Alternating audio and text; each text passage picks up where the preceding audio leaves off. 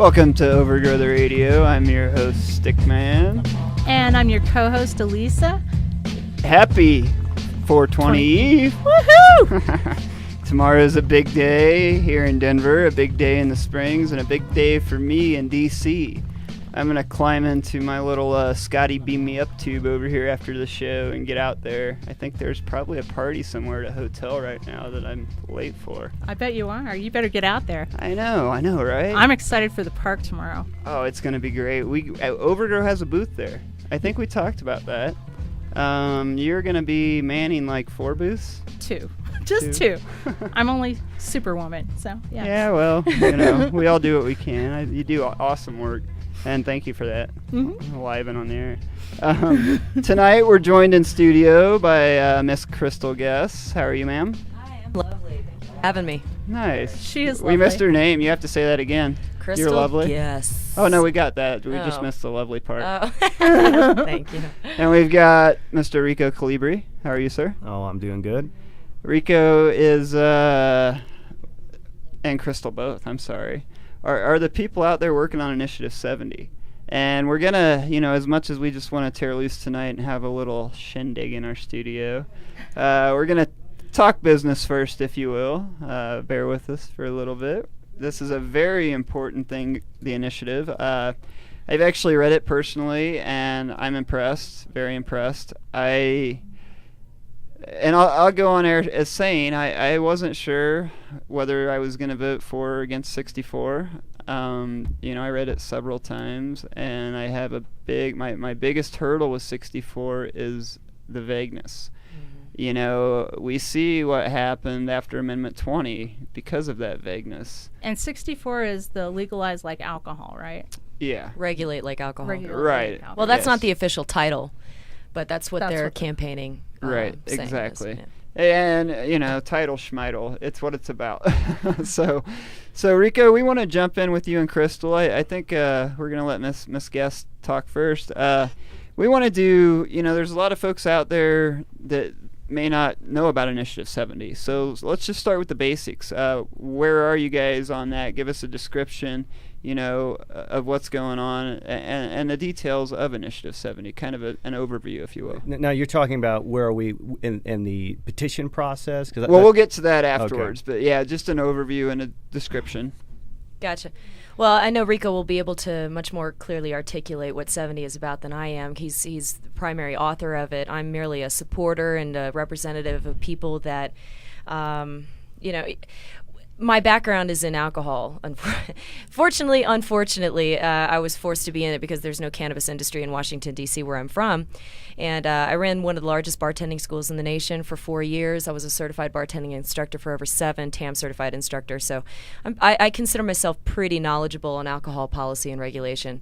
So and to the primary author, to the proponents of 64, to their credit, from what I understand, is that they really were trying to set a legal precedent and a constitutional amendment for a legal possession of an ounce, and that's great. That's great. So that's cool. Knowing Rico, he's essentially very much educated me on the language and the vagueness, and I didn't really see any of that really until he really educated me on it. But before all that, when I realized that they were going to be campaigning and marketing like they're going to be regulating like alcohol, it piqued my interest because of my extensive history with alcohol. So when I started reading it, all I wanted to do was just find what the regulations were as far as the similarities were concerned. And I've said this before on the air, and I'll say it again, I really only saw 3, which is the first 3 provisions, which is you have to be 21, show you're 21, and you can't serve anybody that's under 21. That's it. And I've asked people before, let's not talk about the moonshiners in like West Virginia, but let's just talk about our intimate circle of friends. Right. How many times have we heard anybody getting pulled over with cases of wine in their car or liquor and getting intent to distribute and becoming a felon? Right. There's an area of our country, and I've hiked the Appalachian Trail a couple times, mm-hmm. and there is an area in Appalachia, southern Appalachia, that it's big. I mean, ABC is the agency who polices it, and that is common, but it's Alcohol a very beverage control. Yeah, but in comparison to the whole country, you're right. That's not a non-factor. Yeah, it's such a small percentage of those people that do get that issue, but we're talking about just the regular average citizen. Sure. Do these people have fear of, when I used to work in the bars in D.C., sometimes we'd have to go on a liquor run and have to go to a liquor store and buy. I mean, we would literally come in with like cases of alcohol, nothing, and you drive around knowing that nothing's going to happen to you. You might get a ticket or something like that if you're in excess of a certain amount, but it's really difficult to become a drug felon for alcohol these days. So I was really disappointed when I looked over the language and really didn't see any sort of regulation like alcohol. It disappointed me. Here we trust these people to have our best interests at heart. We trust these people to market it correctly and properly. And when I don't see that, it just, it makes me sad. Well, and a lot of these folks aren't, correct me if I'm wrong, but aren't from Colorado who are heavily involved in 64. Heavily involved. They are 64, right. And they kind of slap some people in front of it and said, Yeah, look, here's some people exactly. from Colorado. Yeah, I mean, that's, to put it bluntly, yes. Yeah. Personally, I feel in everyone's best interest as patients and caregivers and dispensary owners, whatever the case may be, that anything coming up that's going to affect what we already have as patients' rights, as our laws. They're not perfect, but we work on them. Should have been first consulted with the groups here in Colorado. Absolutely.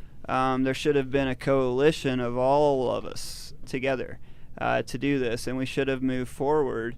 That's why I love your guys' initiative, because to me there's much more detail. It addresses issues that are going to come up. It's inevitable. It gives solid direction to the General Assembly to enact certain legislation that unfortunately in 64 doesn't really give solid, because they use the word shall a lot which is shall without guidance. Sure. That's the whole picture. When you use the word shall and you provide no legal guidance, it becomes open to what the General Assembly wants to do. And I'm going to try not to put down our lawmakers.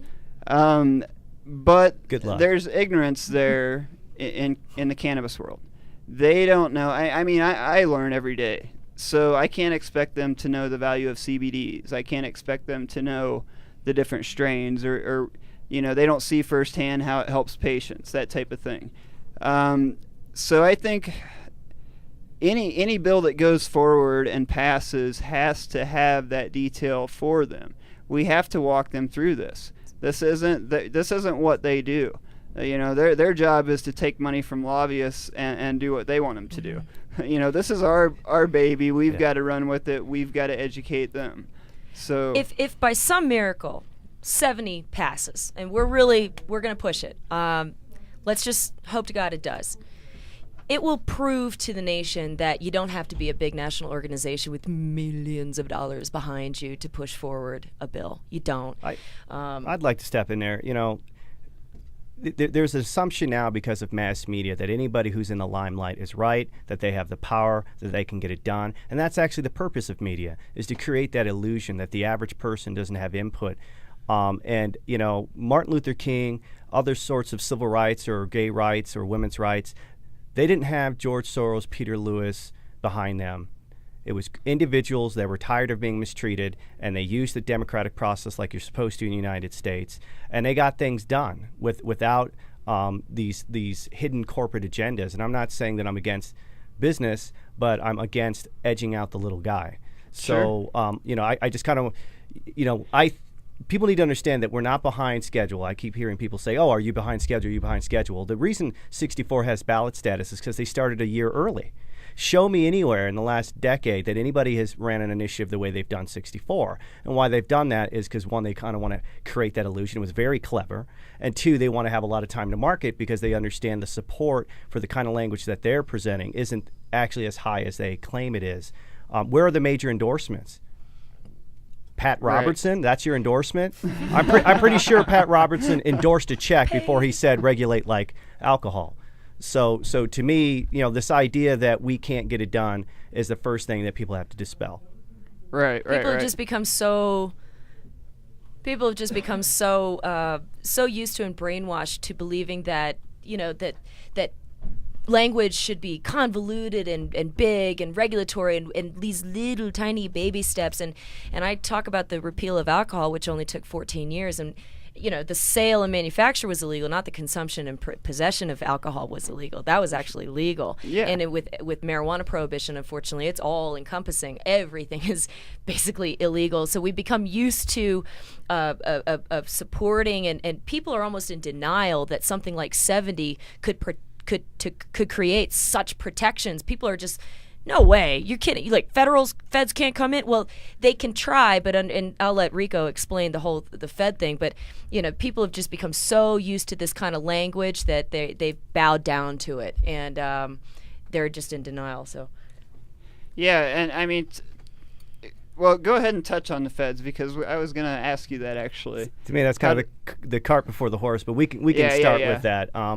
So essentially, one of the things we try to do, and this is just as much for the end user, who's probably not as in the crosshairs like a business owner would be.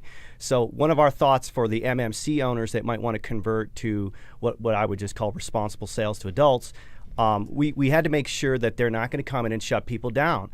Look at Richard Lee. For everyone who keeps thinking they're going to support some M64, it's going to pass, and I'm an MMC owner, and I'm going to get this big market. Well, Richard Lee has a whole lot more money than you do. Right. He sponsored Prop 19 personally, and he just got shut down by the feds. Right. And if you look at the pictures, you'll notice that there's about 4 agents that are federal and a whole bunch of people that are local law enforcement, to the point that when they were harassing a man in a wheelchair, people were being murdered not that far away, and there was no law enforcement response. So it shows you that they tie up local resources to enforce federal prohibition. So one of the things we did, which is actually, we took our inspiration from Jack Herrera, his language. So our language is Jack Herrera meets Jack's tobacco. Day tomorrow, Yeah. Jack Herrera Day, 420. Yeah, so, we took a page out of that, but we spruced it up a bit because we used an attorney. Nice. And essentially what we're doing is denying the feds the state resources they use to enforce federal prohibition. And on top of that, we actually remove sovereign immunity for any public officials that would assist in that. And we also deny the local authorities from enacting any laws to enforce federal prohibition, because first we stripped those penalties. Legalization, what everybody was thinking when they signed Amendment 64. Would you like to legalize marijuana? Most people that are progressive, of course I would, but they didn't realize that they're not doing that when they signed 64. That was a catchphrase they got you to sign, and now hopefully they'll get their language through. But what we're going to do, let me see if I can just pull up the language right quick, and I'll actually read it to you. Bear with me here. I have 5,000 things I've been on my... Oh, you're good. The fact that local authorities don't have any state sovereignty is huge, because they well, don't have any help from daddy. I've said that for a long time, that until we get the feds on the same page, and this is nationwide, that we have to... They have to take a stand. They have to stand up for states' rights, period. They never do. Of course, they should already be doing that. They never do. But if they're ordered to by your initiative, which hopefully will be a law, then they have no choice. Let me clarify. We can't actually make the feds do anything. Right. Because we're passing a state law. So just as a small example, what happened with the repeal of alcohol prohibition, which was constitutionally illegal at a federal level, some states started regulating and licensing the sales of alcohol, and the feds are kind of like, what are you doing? It's illegal. And they said, why don't you do it? We're not going to give you any money. You do it, because we can't afford to do it. Because one of the reasons alcohol prohibition was repealed was because of the financial crisis going on in the country at that time, kind of close to what's going on now. And once the feds realized that they had to foot the bill, well, they eventually repealed the 18th Amendment and defederalized alcohol. But so Section 7 and Initiative 70 reads like this. Enforcement of the law. All cannabis or cannabis products produced or manufactured, whether commercially or privately within the boundaries of this state, that are wholly maintained, held, or retained within the boundaries of the state will be deemed lawful. Here's the key part. No state, county, or municipal employees, funds, laws, regulations, or rules will be used to assist or aid and abet in the enforcement of federal marijuana laws against Coloradans in compliance with the provisions of this section. So what we're doing is denying any state resources for people in compliance. And I mean that it's pretty simple. I mean that will keep them out, because they depend on those resources to be able to carry out these SWAT-style raids that they do daily. They'll try and get in regardless. I mean, they'll always... We're I'm sorry. They're still rating people who are in compliance. Yeah, we So- talked before. There's some stuff going on down in the Springs right now with licensing where they're sending SWAT teams in. But this would stop that. Yeah. This would stop that. And then Absolutely. Then we further say this. Any public officer or employee acting in his or her official capacity in violation of this section is guilty of a Class 1 misdemeanor and subject to be sued for damages. Any defense of sovereign immunity under Colorado to such liability is hereby waived. So you have some rogue DAs down in Colorado Springs. Well, when she gets sued for $1 million and she can't hide behind her office. Dan May. Yeah. Go Well, away. Yeah, that yeah. guy. When you get sued for $1 million, Mr. May, I think you'll change your mind very Yeah, quickly. our would like to be the city, one to do that. you know, but not to jump on a side note, but with Occupy, you know, when we threatened legal action over our civil rights issue with that, you know, they were quick to throw their permit our way. They don't want that. They can't afford it. It's all You money. know, there's a number of reasons. Hey, guys, we're going to actually digress. We got to take a break real quick, but we want to come back and digress with you a little bit. Okay. So, yeah, stick around. Stay tuned at iCannabisRadio.com. We'll be right back. Hi, I'm Josh Stanley. And I'm Jesse Stanley. Two of the brothers here from National Geographic's American Weed, and we'd like to invite you to come into our dispensaries in Colorado Springs. Come in for the most pure organic strain selection in Colorado. It's all hand grown by the Stanley brothers, especially for our patients. So come in and visit us at our two locations, East Platte and West Colorado. And remember, Always be kind to each other. California's Attorney General has determined that the Repeal Cannabis Prohibition Act will save hundreds of millions of dollars from our overburdened justice system while creating hundreds of millions in new tax revenues from new sustainable jobs and industries that are friendly to our environment. But we can't do it without your help. We are seeking your donations to get on the ballot. Please go to repealcannabisprohibition.org to learn more about how you can help. It's time to end the war on cannabis and hemp in California. It's time to end the madness. Paid for by Sensible Californians Incorporated. What's up, everybody? This is J-Dub. And this is Dustin with the Weed Pimps. We're just coming to let you know that we have a shop open at 62A Mount View Lane, and we're here for all your wholesale needs. We're ready to fill your store's shelf. We have Weed Pimp and Green Monster Glass. We have Ganja Girl, Dope Stars to keep the moisture in your meds. We're straight out of Colorado Springs. We have all your custom screen printing needs. Give us a call. If you'd like an appointment, we'll be here for you at 7 a.m. or late at night. 719-375-1561. Don't forget to check us out. Coming up, we're going to be at the Patients Out of Time event, Wednesday, March 14th, 5 to 8 p.m. at Jake's Food and Spirits. Then you can catch us at the Freedom Festival on 420 right here in Colorado Springs at America the Beautiful Park. After that, we will be at the High Times Cannabis Cup on the 21st and 22nd of April. And you can also like us at Weed Pimp Clothing on Facebook and follow our YouTube channel, WPTV JDub. Don't forget to always take big rips and have even bigger dreams. Are you a runner? Are you a runner who supports marijuana legalization? Run on Grass is a group of athletes actively seeking to change our marijuana laws. We speak the truth about cannabis, bringing the message through our feet to new ears. Check out runongrass.com to find out more about us, our events, and how to join up or how to sponsor a runner. If you're in the Denver area, please join us for runs or start a group in your area. Running not your thing? Any sport can do it. On grass. Runongrass.com. Let's face it, rules and regulations are complicated, especially in the field of medical marijuana. Let Medical Marijuana 101 help you get through the compliance process. We can also explain to you your employment requirements, your employees, and your business. But our work doesn't stop there. Our experience in cultivation ranges from the design of grow rooms to the diagnosis and resolution of grow problems. Visit us at www.medicalmarijuana101.com or call 303-831-8188. That's 303-831-8188.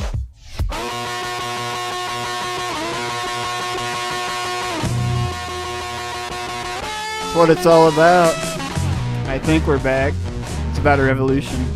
It's about a revolution however you want it to be. It is. Everyone has a different opinion of what kind of revolution they want, but I know I'm pretty damn sure we need a revolution. We do. We need to start over. Wasn't it Thomas Jefferson who said something to the effect of every generation needs a good revolution? I think we're due. It's not the exact quote, but it's pretty close. I think it was Benjamin Franklin. There you go.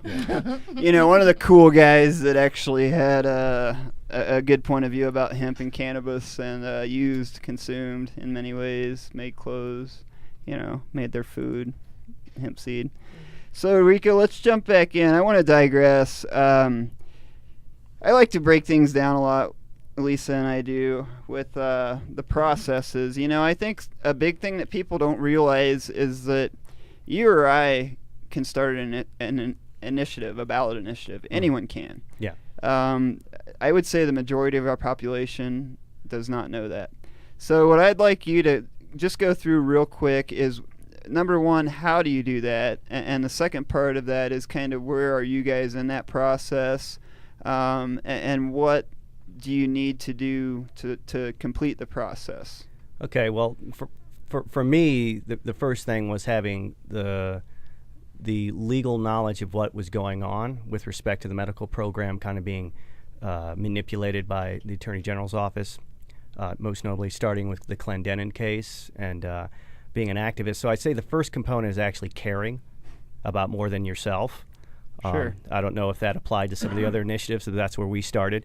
And then we moved forward with drafting. And I've actually was drafting what became Initiative 70 for about a year.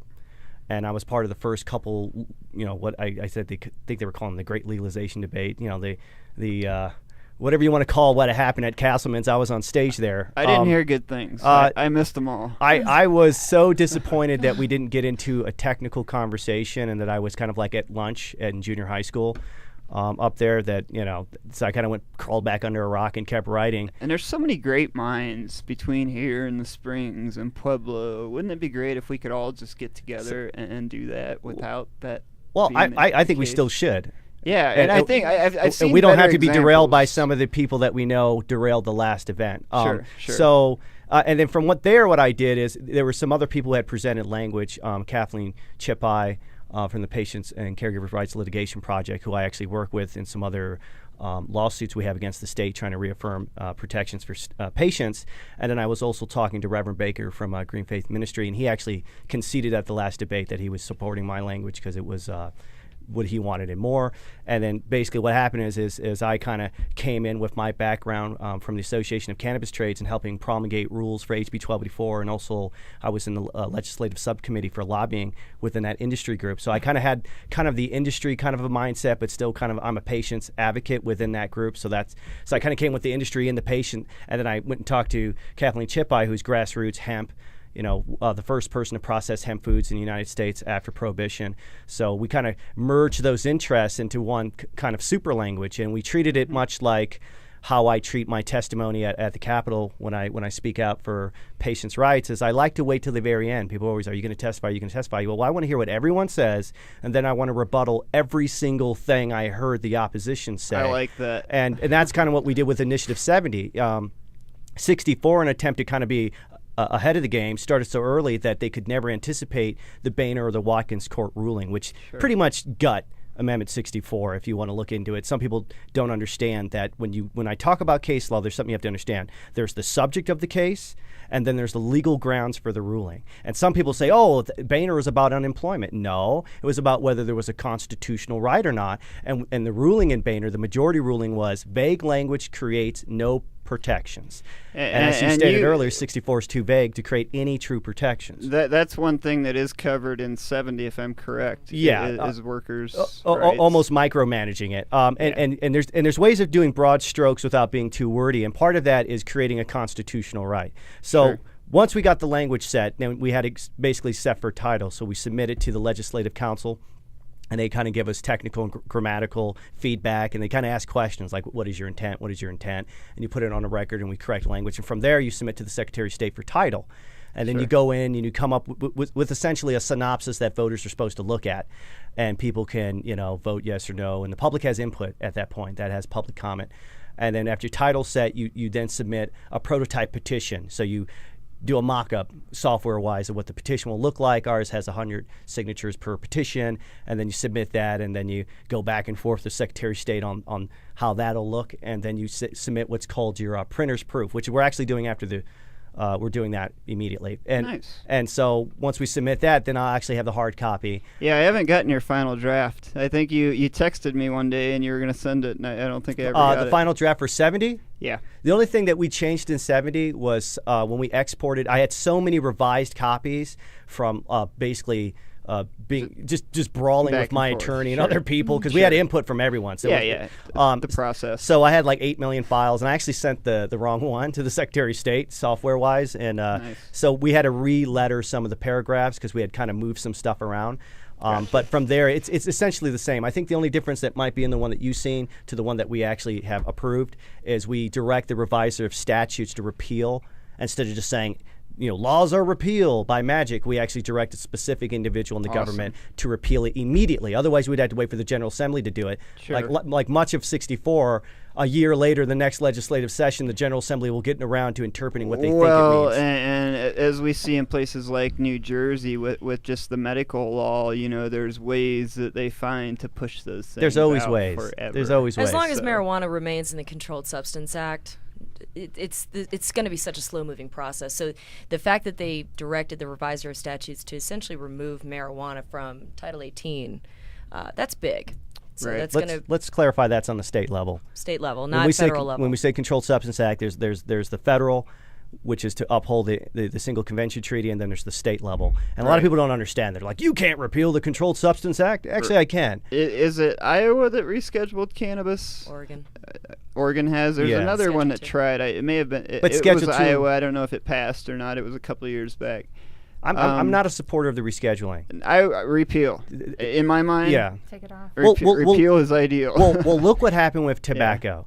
The tobacco lobby has a plant that has a drug, nicotine, somehow existing in its own niche outside the control of the FDA. And that's what we need for cannabis, because I assure you the FDA serves pharmaceutical interests. They've said it openly on record. Sure. And committee hearings. And they're not going to allow the super miracle plant that everyone can grow in their backyard to go down to, let's say, Schedule 5 or something like that. And they also, we saw it with Marinol. They when they break the cannabis plant down and try to, what's the proper word? Pharmaceuticalize it, if you will. Isolate specific like constituents, that? Yes. It never has the same effect. I was offered Marinol for my back pain, and I turned it down because I had talked to many people who said it sucked. It's very expensive. Zombie-like, very zombie-like. It just doesn't have the effect. There's so many compounds that come together in this plant in nature that work together to have these effects. You can't just expect to, nature is not doctor primitive. that up.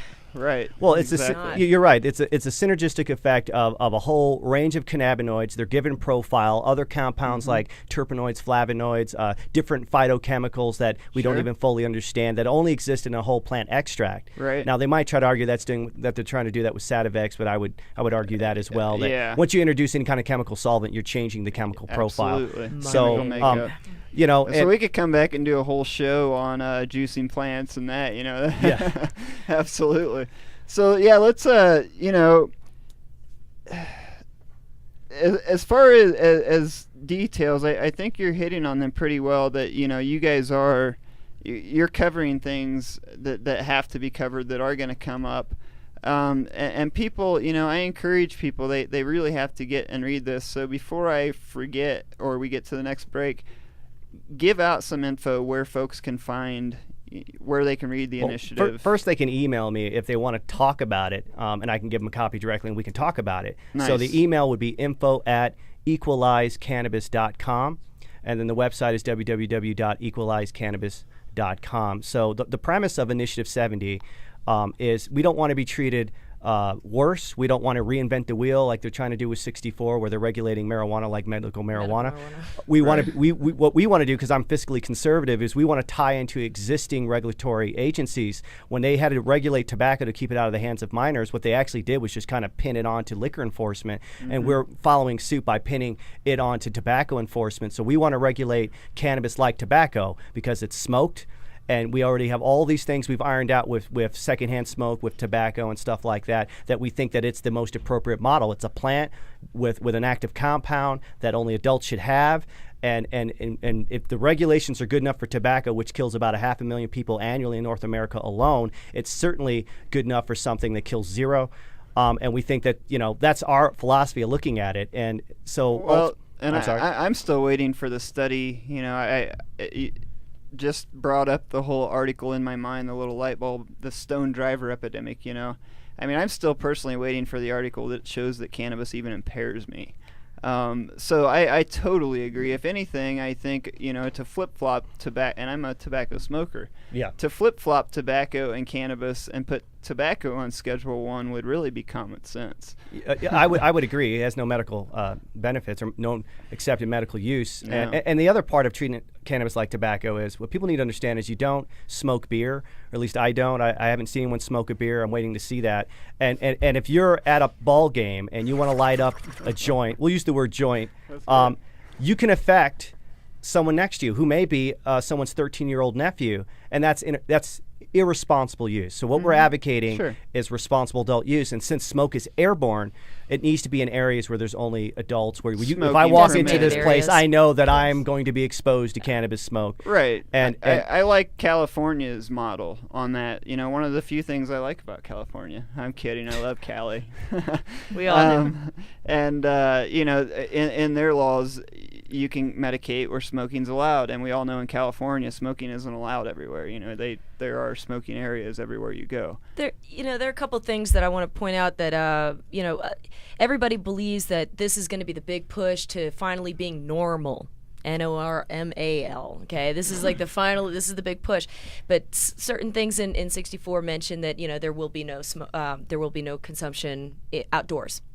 So again, regulating like alcohol, treating it like alcohol, that kind of thing. Like, we can go to a wedding reception and bring alcohol, but under 64 that will not be possible. The fact that they say that you won't be able to smoke in public or anything like that, consume in public areas, I'm concerned that we'll never be able to have that model that we all want, where we can have our little social scene, where we can go out to like a kind of like an Amsterdam type of coffee shop thing. I don't see that being possible under 64. And one thing that I want to point out too, just to prove that certain people that are proponents of 64, and I brought this concern up to a couple of them about when I attended the DUID hearing about driving under the influence shall remain illegal. I get an email from the proponent saying, we must go to this hearing tomorrow to stop this from happening. They're saying driving under the influence shall remain illegal. That can't be. We got to stop that. If you read 64, I don't know exactly which line it is, but they clearly state in the language, driving under the influence shall remain illegal. Yeah. Now, does that make sense to you? All of a sudden, we're going to a hearing to stop that kind of language from being pushed through, but yet it's in the 64 language. And when I brought that up to a couple of the proponents, they looked at me bewildered. Like, the devil really? is in the details. I didn't know that. Seriously? That just proved to me that there's a lot of lip service happening, and that even some of the people that we trust, the proponents, some of them I don't even think really, maybe they skimmed it. I'm sure they did just to say that they did, but to really fully understand what it was, and the fact that they were going to a DUID hearing to fight the same language that was in their bill. Well, and I personally went back and forth with Claire Levy when it got to that step about the DUID the last time. Did she tell you who gave her the number? The number? No. The 5 nanograms was given to her. Oh, I'm sure it was. No, my issue was right. That was my issue, and I asked her we had a dialogue through email for like a month. It was ridiculous, and I finally, quit beating around the bush and asked her, what was this based on? And she said studies, because I had told her in previous conversations I've never once seen a study that has shown me where it impairs your ability to drive. I have used cannabis as medication now for a few years. I used it recreationally when I was younger. I do everything. So long story short, she quit emailing me. She just went silent. There was nothing. In Claire Levy's defense, because I actually had private meetings with Claire Levy with ACT, which I was on the board. Claire Levy was given that number and the science, and there is some science out of Europe, but let me clarify, by Paul Armentano of NORML. And what was clarified to me in a private discussion at a Jared Polis fundraiser up in Boulder was that the DUI issue was one of the main issues, is why they felt Prop 19 was defeated. So the groups behind Amendment 64 literally were pushing for that number using outside interests like Paul Armentano to try to get it negated so it can't be brought up during the campaign. Now, the science they're talking about, the predominant amount of peer-reviewed studies come out of Europe. But you have to look at why those studies were put together. Just like scientists are a lot like activists. Sometimes they're beholden to their sponsors, right? And when those scientists were brought together, most importantly, the Nobel Institute out of Germany with Dr. Grottenherman, it was to come up with a zero tolerance policy. So the 5 nanograms was considered essentially a zero tolerance policy. Sure. Now, impairment does occur. When you concurrently use alcohol with cannabinoids, it absolutely is the only thing worse than drinking and driving. Drinking, smoking, and driving is completely irresponsible. And I actually wrote the white paper, and we had 48 peer-reviewed studies cited in that helped defeat it last session. I don't drink. But I don't drink either, unless maybe it's bong or something, some sort of infused drink. Every once in a while. But there is science, and I think we have to be good stewards. People can. You're a frequent user, and when you're a frequent user of cannabis, you grow additional CB1 receptors, and you have a higher tolerance to the effects. Well, it's like with any medication, you get used to it. Yeah, but there are people who are impaired by sugar, and as I like to point out, there are people who are just naturally impaired and shouldn't be driving. Yeah, I know a few of those. I mean, really, let's be honest. Until you can show me science, how the hell are we basing a law on that? I mean, come on. Well, the science generally says you drive slower because you're paranoid. Right. And then you anticipate turns. And we have the there's been a couple studies now, I believe, that show that our fatalities have went down by 9%. Right, almost 10%. Right. So thank you for finishing that for me because I was cutting it off. But yeah, it's just science. Please show us science. So I think, guys, we're going to have to wrap up, I think.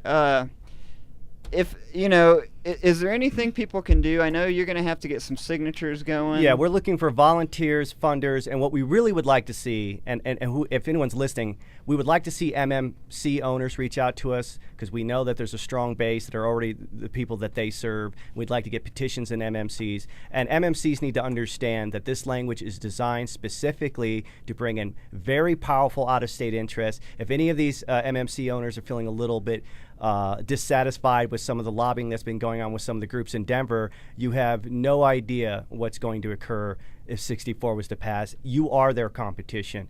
And we've got one beside you here who may take a look at it. I will take some of those petitions from you. Yeah, we'll certainly get you some of those. And absolutely, shoot out your email again, too. It's info@equalizecannabis.com. Awesome. Rico, Crystal, we'll definitely get you guys back in soon because there's so much more to get into. When we can spend a full hour, we'll get you back in. We'll do that. Thanks for coming on. You guys are great. We love you. Thanks, Jason. We Thanks, appreciate Lisa. everything you do. Appreciate it. Thank you. Stay with us, guys. We'll be right back on iCannabis Radio. Are you a medical marijuana patient or interested in finding out how to become one? Contact Mile High Wellness, where your care is our concern. Conveniently located on Hamden and Tamarack in the Whole Foods parking lot behind Proof of the Pudding. Mile High Wellness offers a wide variety of edibles, hashes, and some of Colorado's top strains. Mile High Wellness, where your care is our concern. 3525 South Tamarack, Suite 110, on the corner of Hamden and Tamarack. 720-382-8516. Mile High Wellness, where your care is our concern. Help defend women's rights in the pursuit of equality. Join Americans all across the United States on April 28, 2012, as we come together as one to tell members of Congress in Washington, D.C. and legislatures in all 50 states enough is enough. All Americans have the right to make a decision about their own bodies, including contraception, without interference from government, business, or religious institutions. Join us at Civic Center Park, April 28 at 10 a.m. www.unitedwomen.net. Hi, Josh Stanley here from National Geographic's American Weed. I'm here with my brothers, and we've just recently put together a foundation in Colorado to allow for cancer patients and other patients of debilitating conditions to be able to get a hold of cannabis-based oil that's just about free of charge. I've just about had it with seeing sick patients suffer needlessly just because they can't afford the proper medication. That's what the Realm of Caring is going to change. Visit therealmofcaring.com. The website will be complete and up up on 4/20 of 2012. But until then, please contact any of us Stanley Brothers directly through email. You can get us at gratefuljosh@hotmail.com. Now come on, Colorado. We need to take care of each other. Join the realm. That's realmofcaring.com. Thank you so much. Let's face it, rules and regulations are complicated, especially in the field of medical marijuana. Let Medical Marijuana 101 help you get through the compliance process. We can also explain to you your employment requirements, your employees, and your business. But our work doesn't stop there. Our experience in cultivation ranges from the design of grow rooms to the diagnosis and resolution of grow problems. Visit us at www.medicalmarijuana101.com or call 303-831-8188. That's 303-831-8188. Puff Puff Pass. It's the New Jersey Weed Man, and I'm listening to iCannabis Radio. The law offices of Edson, Maton, and Matz provide criminal defense, medical marijuana defense, and advice about setting up and running medical marijuana centers, optional premises cultivation operations, and infused product manufacturing businesses throughout Colorado. With offices in Denver and Aspen, we can offer assistance throughout the entire state of Colorado. Give us a call at 303-831-8188. That's 303-831-8188, or visit us online at warrenedson.com.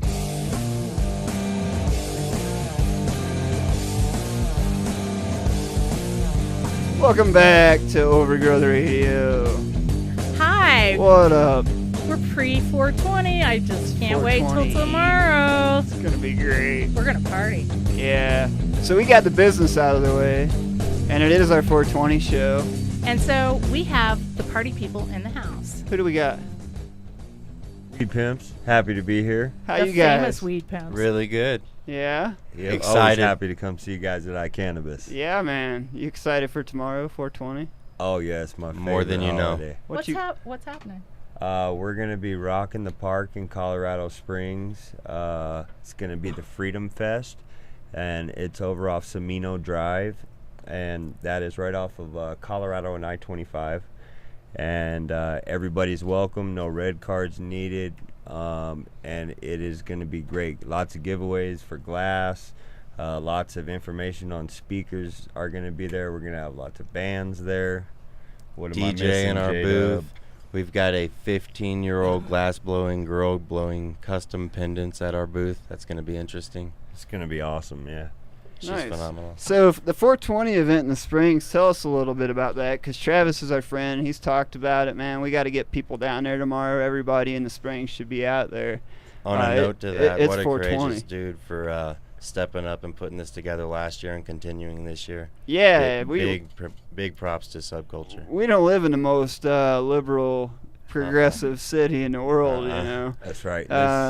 Anybody, I think we got a little something in the works, the three of us and some other friends that we're going to look at. You guys got something that's very brave going on. You know, it's not an easy place to step out and get stuff done, because people aren't always so receptive down that way. That's right, but it's going to take, I feel it's going to take people like Travis and people like us, people like you guys that are relentless and just put it in people's faces, and we're not going anywhere. We're here to help people, and that's what we do. People like, I know, coming from a prohibitionist state, people like to lump cannabis use into the stoner mentality, and we're going to get in a minute to the definition with you guys of what a weed pimp is, because there may be some misconception there, you know what I mean? You got your grandma seeing weed pimp. She's like, what's a weed pimp? I got grandmas that look at me with piercings and long hair, so we're going to get into that. It is 420 though, so I just, we normally don't do this here on our show, but we're going to smoke a bowl, so if you want to fire that up. 419, pre-420. Yes, sir. Happy 420 from Overgrow the Radio. We hope everybody out there is enjoying their fine herbs as we speak while you're listening to our great show. 420 Eve. It is. Yeah. It is. So you guys got a little thing going on right now. I really want to talk about it because, with Overgrow the Government, our thing is getting info out. It's unity, and it's getting info out. We got to educate the masses. Until we all stand up and people are educated on cannabis and know it's a harmless, beautiful little plant. They are There's great. nothing wrong with And cannabis. so helpful. It didn't sting me. There's no, it's not even like a rose bush. There's no thorns. You can't even get pricked by one. So, I mean, until we get the info out to everybody and everyone knows this, that's so important. So I'm going to let you guys jump off on it's brand new. What are you doing? Well, Dustin and I, the Weed Pimps, have fathered a little idea here, and I'm sure a lot of other people have. We just decided to act upon it. We went to the Planning Commission and got a mobile billboard, in essence, approved. And what we are going to do is, like you said, educate the masses, right there in people's faces. Whether you like it or not, you're going to at least read and get your own opinions that way, not just by a dogmatic, stereotypical stoner vision of your own, or of whatever you've seen before. Our idea is to put whoever's message on this mobile billboard and just get the idea out there, community, educate the masses. Nice. Now, you say mobile billboard. Is it a trailer? What exactly are you guys doing? Because I know there was some talk of like registering folks to vote while you're out, something like that too. Yeah, it's something that we'll have to work on, that portion of it, because we aren't allowed to park this trailer, this mobile billboard, due to city ordinances and whatnot. So it has to stay on the move when it's in public. So we were trying to park it at the 420 Fest, and that's not going to work. We could, but we're looking at a fine. So we'd like to get off on the right foot. We're here trying to portray a good message, and we're trying to bring positive things to the community. We're not trying to have marijuana leaves all over this trailer and bongs and everything, because that's not what we're about. We're about bringing people happiness to their lives that, may not otherwise get it. As we sit here celebrating our 420 show, smoking a bowl with you. Yeah, I love it. Yeah, man. we're the same way. I mean, unfortunately, and a lot of people have this screw it, I'm not going to do it that way mentality, but unfortunately sometimes we have to work within the system to change the system.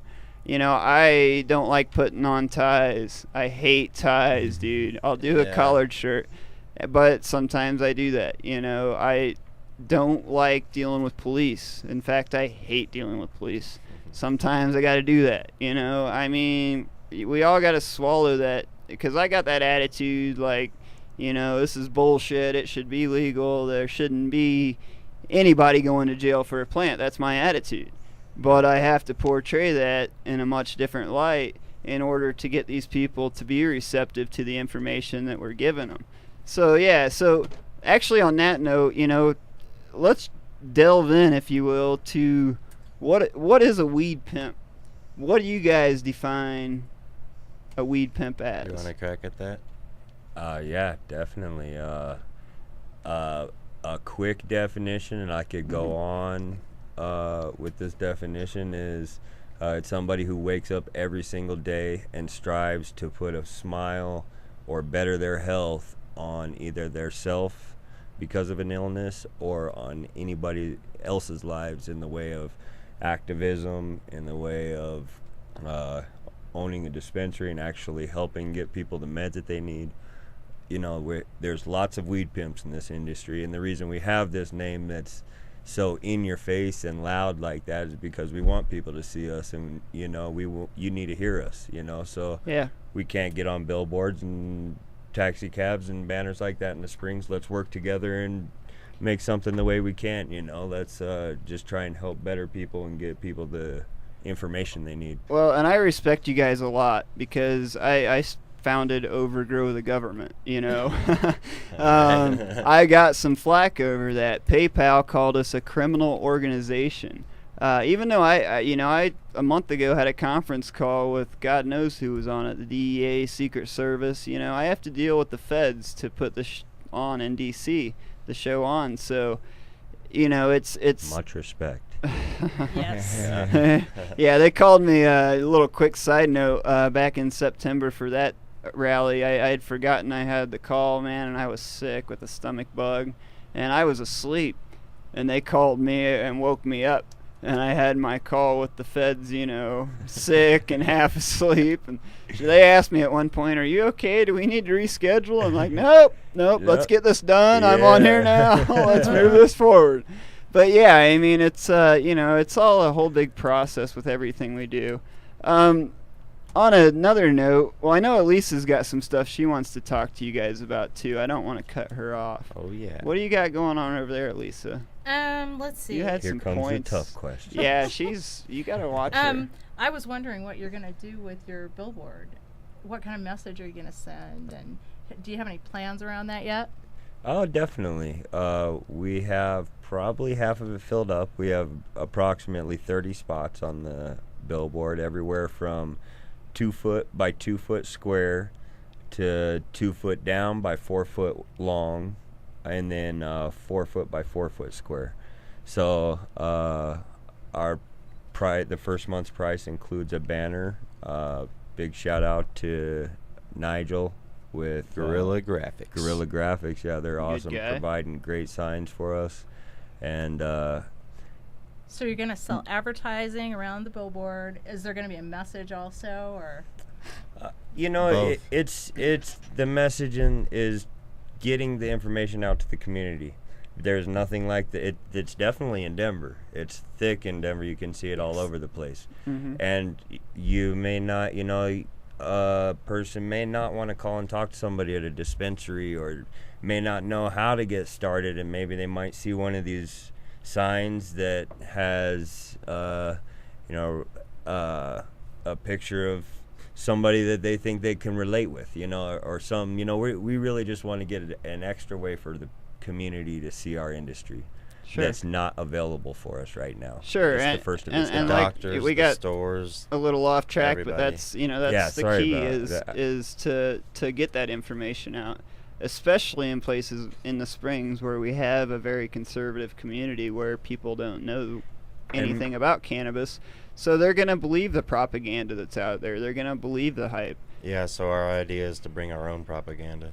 And maybe not Absolutely. necessarily, come get an eighth for $25 at this spot, but let them know that, you guys are familiar with the AJ, that they have this avenue, that they have a tincture avenue, that they have the actual medicinal avenue. There's a foundation like C4CPR that can put Help their message people. on there and help people. Right. It's not that not everybody's giving you medicine or a doctor, Well, I'd like to everybody see can someone buy spots to put things like Google apoptosis, Yeah, or exactly. Yeah. Google Lester Grinspoon. Exactly. that type of thing. We want to bring a healthy message to somebody. If you get on this trailer, you're definitely part of the Weed Pimp family, and we are all about bringing positive things to the community. Well, another thing I was going to mention is I've dealt with parking issues in the Springs. After the show, we'll go into more detail, but there are waivers and things you can apply for. I don't know. I haven't seen the trailer yet. I'm not sure the size. You won't miss it. It's huge. Yeah. Well, I'm back in Manatee for the most part, so I don't come into Springs much. We'll you be guys got to there. come up here. Oh yeah, we'll be there. But yeah, man, it's a great thing. I encourage folks to advertise on it. The more info we can get on there and educate our fine community, the better. Well, So real quick, guys, we're gonna wrap this up because we have to get going. But can you shout out info about Weed Pimps, where they can get a hold of you? Any plugs you want to do? You can see our merchandise on www.wppromos.net. You can find us on Facebook at Weed Pimp Clothing. Definitely check out the YouTube channel at WPTV JDub, and we'll be getting our Weed Pimp TV weekly episodes up here real soon again, as well as we encourage everybody to get up and do what you stand for. Go out there and vote and make it happen. And see them tomorrow at the park. They're going to have a booth in boy. America the Beautiful Park in Colorado Springs. That's right. You won't be able to miss us. Come down there, 'Cause it's and it's going to be a 420. blast. That's what all the hard work this week was for, is to get to tomorrow. Yeah, man. That's yeah, right. It's been a blur. Hey guys, thanks for all you do. Thanks for sponsoring our show, which Elisa's going to talk about in just a second. But most of all, we'll get you back on when we have more time to sit down and go into a lot more issues and get everybody's opinion. We would Thanks love for letting to. us Keep it explain up, man. ourselves. Right Heck yeah. on. Thanks, guys. Thanks. And I'd like to thank our sponsors, the famous Weed Pimps. We also have Green Monster Glass, Southern Colorado Medical Marijuana, and also in Colorado Springs, In Dispensary and Independent Records. Thanks, guys. We can't do this without you. So I'm getting on a plane, and I'm going to be in D.C. like Superman or something. We're at the Sylvan Theater tomorrow at 10 a.m. Be there. If you're in the metro area, please be there. I'll be. We got to take a stand. I'll be at America the Beautiful. Come see me tomorrow if you're in Yes. Colorado Springs. Yes. We'll have a full day of speakers. We got people from Gary Johnson's campaign coming out. We've got people from LEAP. We've got all kinds of organizations out there, so make sure you get out. We've got some great DJs spinning all day. Hope to see everybody there. If you can't make it, we got an after party, so check us out on Facebook. Just Google Overgrow the Government. Peace. Till next time, we love you. Sorry.